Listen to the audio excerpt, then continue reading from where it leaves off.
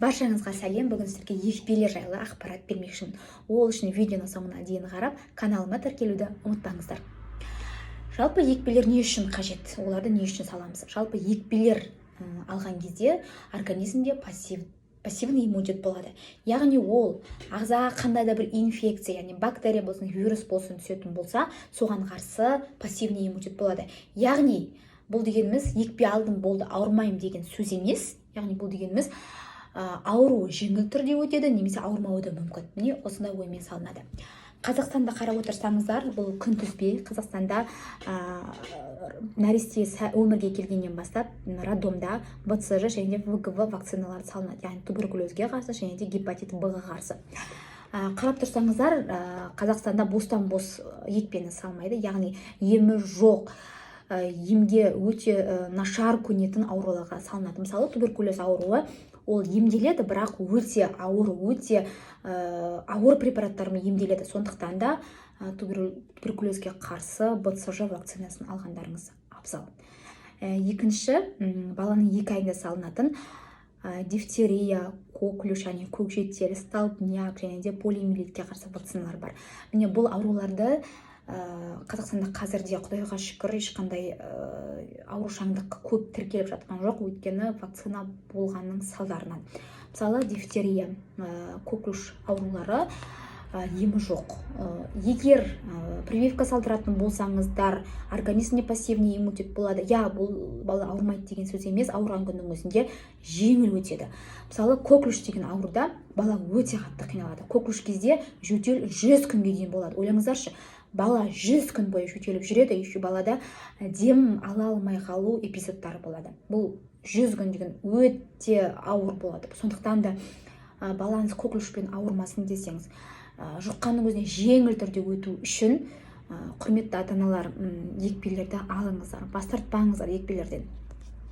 Одан кейін столбняк деген ауру. Столбняк сіреспе ауруы. Бұл аурудың да Қазақстанда емі жоқ, яғни ешқандай елде бұның емі жоқ.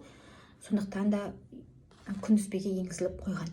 Одан кейін полиомиелитке қарсы, яғни сал ауруына қарсы. 1950 жылға дейін полиомиелит деген ауру ол өте ауыр ауру болып есептелді. Яғни бала егер полиомиелитпен ауыратын болса, сал, яғни паралич болып қалады. Яғни аяқ қол істемей қалады. Тіпті бала бұл кезде жұтына алмай да қалады. Өте сондай ауыр, қиын ауру. 1950 жылдан бастап вакцинаны ойлап тауып, қазіргі уақытта құдайға шүкір Қазақстанда болсын, басқа елдерде болсын, полиомиелит деген ауру кездеспей жатыр. Яғни қалай вакцина пайда болды, солай полиомиелитпен аурушаңдық төмендеді.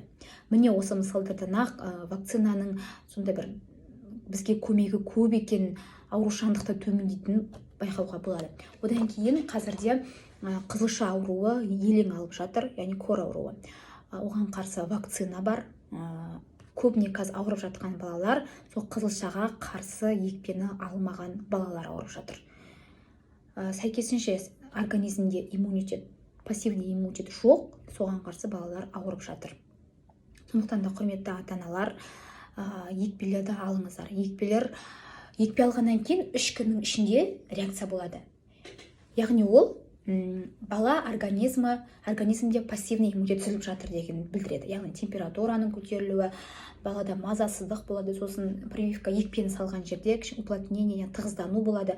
Міне осындай жанама әсерлермен сипатталады. Екпеге, яғни күнтізбеге бір тоқталып кететін болсам, қараңыздар.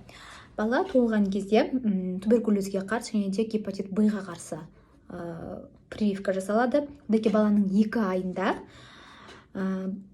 коклюшке қарсы, дифтерия, столбнякқа қарсы, гемофильді инфекцияға қарсы, ВГВ, яғни гепатит Б-ға қарсы және де полиомиелитке қарсы салынады.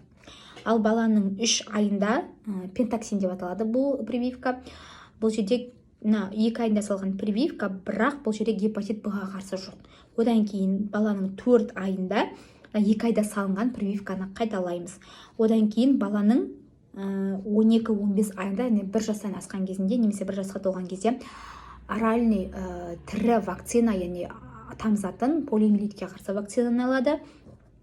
Сонымен қатар ККП-ны алады, яғни краснуха кор паротитке қарсы вакцинаны алады, және де привенарға қарсы вакцинаны алады. Ал бала 1,5 жасқа келгенде 3 айында қайталаған пентаксин деген прививканы қайтадан қайталап алады. Одан кейін бала 6 жасқа келген кезінде БЦЖ-ны қайта алады, яғни манту салдырады, проба манту жасап, одан кейін БЦЖ-ны салады. Және де АБКДС прививкасын салады, және де ККП-ға қарсы 6 жасында салынады. Одан кейін бала 16 жасқа толған кезде АДСМ, яғни дифтерия столбнякқа қарсы вакцина салынады, және де адам 56 жасқа келгенге дейін 16 жастан бастап каждый 10 жыл сайын 56 жасқа дейін осы АДСМ-ге қарсы прививка салынып отырады. Және де бір айта кететін нәрсе, мына жерде гемофилді инфекцияға қарсы прививка, және де пневмококты пневмонияға қарсы привинант деген прививка екеуі балаларды жиі отит болудан қорғайды. Егер видеом пайдалы болған болса, достарыңызбен бөлісіп, каналыма тіркелуді ұмытпаңыздар. Және де ата-аналар, қандай да бір сұрақтарыңыз болса, комментарий бөліміне қалдыруларыңызға болады, мен жауап беремін.